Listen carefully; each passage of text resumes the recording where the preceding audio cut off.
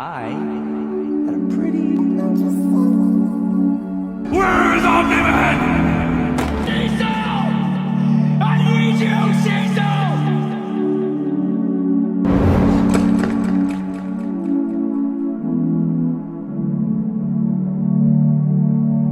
Meow. You've got it wrong about the Reanimen. Why are they so much stronger in Season 1 than Season 3?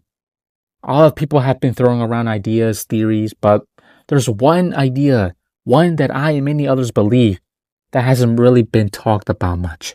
Today, I'm going to debunk a few popular theories, and some of them are dumb, and I'll explain why the Reanimen were so much stronger in Season 1 compared to Season 3. Let's dive in. So, you clicked on the video and you saw the title and you're wondering, why are the Reanimen so much stronger in Season 1 than Season 3? Well, let me break it down for you, alright? So, here's my theory, which my theory is, I like to say, is a pretty good one.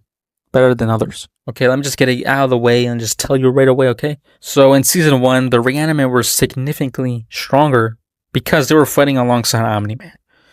Omni-Man's pretty tough. He was stated to throw a meteor the size of Texas across space. Like, that's actually pretty strong. But let's just get back to it, okay?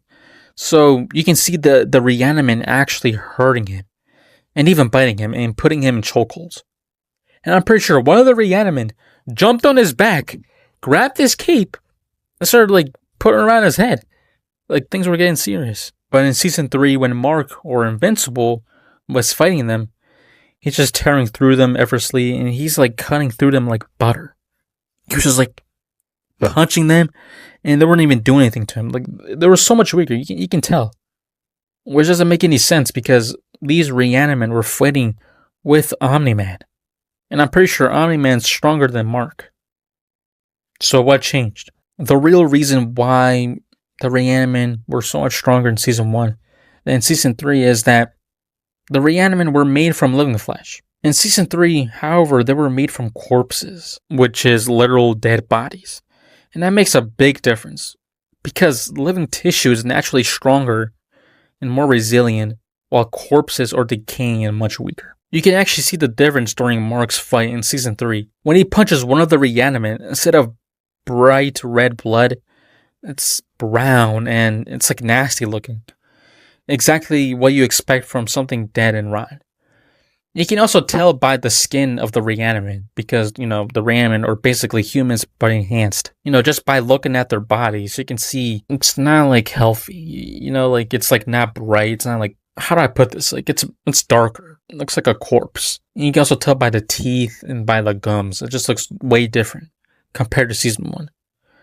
Because when Omni-Man was battling the Reanimen, they were bleeding fresh red blood, which is a sign of living in unhealthy tissue.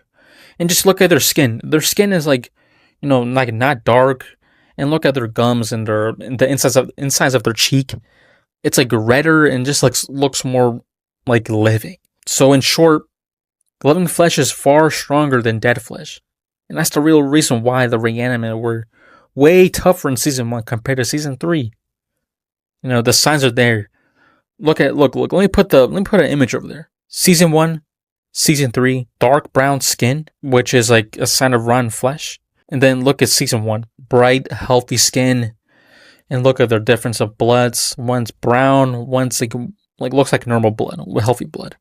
You will see from a cut, alright? So that's basically it. That's the real reason why. And like I said, I'll be debunking some. And let's just start debunking some of these stupid theories. But some of them are pretty good, which makes kind of sense. But some of them are pretty fucking dumb, if I'm being honest. So, one of the theories I've heard is that Omni-Man was struggling because he was outnumbered. But honestly, I don't think that's why the Reanimen seems so much stronger in that scene. Because, first off, Omni-Man is a warrior with tons of experience. He knows how to handle himself in a fight. And it wouldn't make much sense for him to be, I guess, overwhelmed. Just because he was, jumped. He probably, dealt something similar to that, and he knows exactly how to fight his way out of some situation like that, so I'd say that theory is pretty much debunked. The second theory I've heard is that the Reanimen seemed weaker because they were trying to restrain Invincible, or Mark, instead of actually fighting him. Honestly, I don't think that's a good explanation, and here's why. If that was Cecil, I would want the strongest reanimate possible to hold down Mark, not weak ones, because otherwise it will be a huge waste of resources. Those reanimate clearly cost millions or maybe even billions to create, and it wouldn't make much sense to send in weaker versions for something that, serious. You want, the best to hold them down. Also, another thing is that if their main goal was to restrain him, you expect them to focus on holding him down. But they were actually attacking him and throwing punches and everything. So in my opinion, that theory doesn't really hold up either. It's pretty much debunked, in my opinion. The third theory I've heard is that Invincible was able to beat the Reanimen more easily because he had fought them before. And he knew certain weak points and their weaknesses. Maybe he figured out spots that were weak points, but honestly, that theory doesn't really make any sense to me because Omni-Man is way stronger than Mark. And even if he did know where to hit them, it wouldn't really make that much sense or matter that much because Omni-Man should have no problem handling the Reanimen even without targeting their weak points because yet again, he is a warrior and has experience fighting these type of, aliens and other stuff. So, while it kind of makes sense on the surface, when you really think about it, it falls apart. Which means I'm pretty comfortable saying that the theory is debunked as well. The fourth theory that I've heard is that Reanimen were weaker because Cecil or the GDA was focusing more on quantity over quality. In other words, they weren't building them the same way anymore. Okay, so honestly, that theory really doesn't make sense to me either. Because if I were Cecil, I'd want the absolute best Reanimen as possible. And I mean as possible. Because knowing that the Viltrumites could eventually invade Earth, and we know that's a real threat in the Invincible universe because, the Viltrumites are the strongest beings in that universe. It wouldn't make much sense to create weaker versions when stronger ones would actually be needed for serious defense. So yeah, that theory doesn't really hold up either, and I'd say that's debunked as well. After going through all those theories, I'll be honest, some of them were decent, but others just didn't make much sense. Now that we've ruled out all those theories, I want to talk about the best two theories I've come across.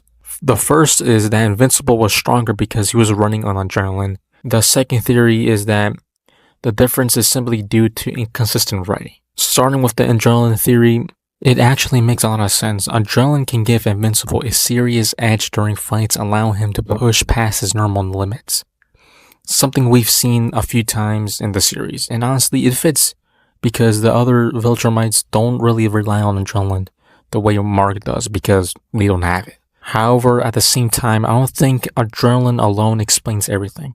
Like I mentioned earlier, the real difference is that the Reanimen in Season 3 were made from corpses and not living flesh. So it would naturally be easier for Mark to tear through them, no matter how fired up he was.